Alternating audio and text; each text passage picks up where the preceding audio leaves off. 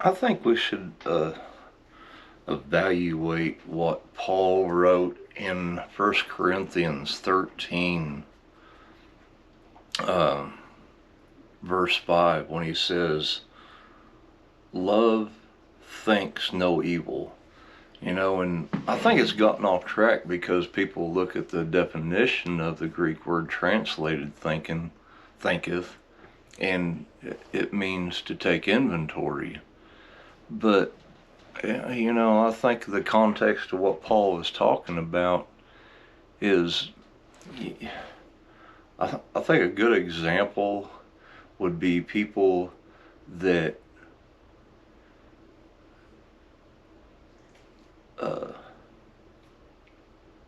use the excuse of discernment about someone, and when they're really just thinking evil about someone, and whether they know them or not. And I think that's the context what Paul is talking about, that love thinks no evil. And you got people thinking evil today about others and calling it discernment. And, I have one time that I have operated in the gift of discerning of spirits. And it is, it has,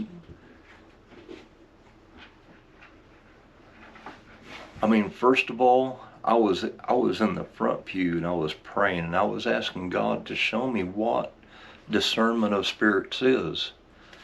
Because Proverbs 3 says in verse 3, lean not to your own understanding, but in all your ways acknowledge God, and He will make your path straight. Or He will direct your path, as the King James renders it. And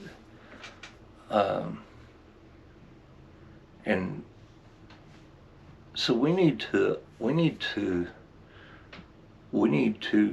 be able to understand what Paul is saying here when he says the love of God thinks no evil.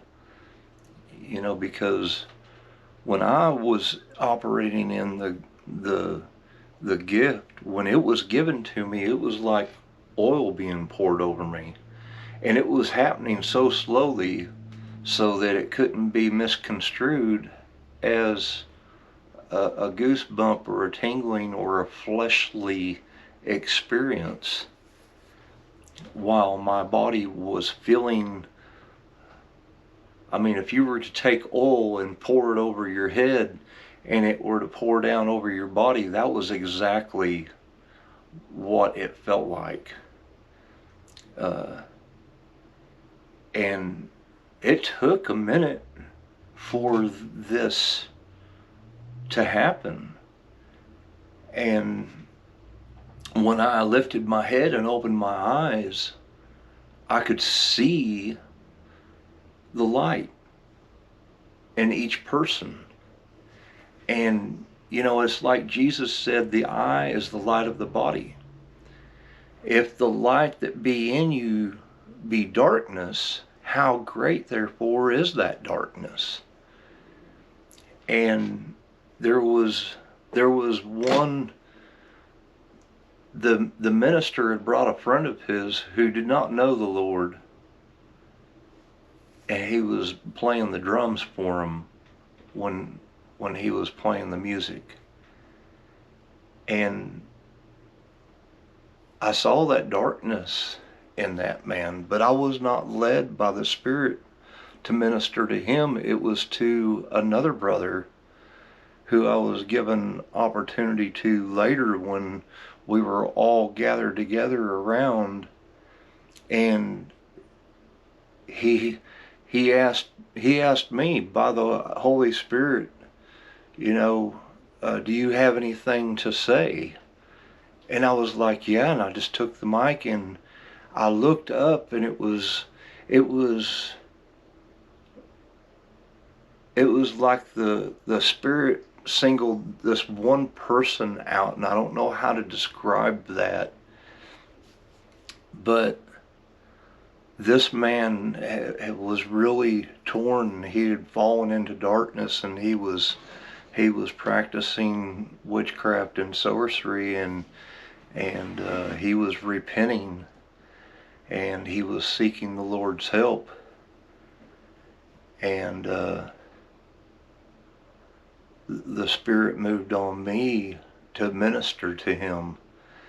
And so when I see people, claiming to be moving in discernment of spirits, that is something, is not what I hear other people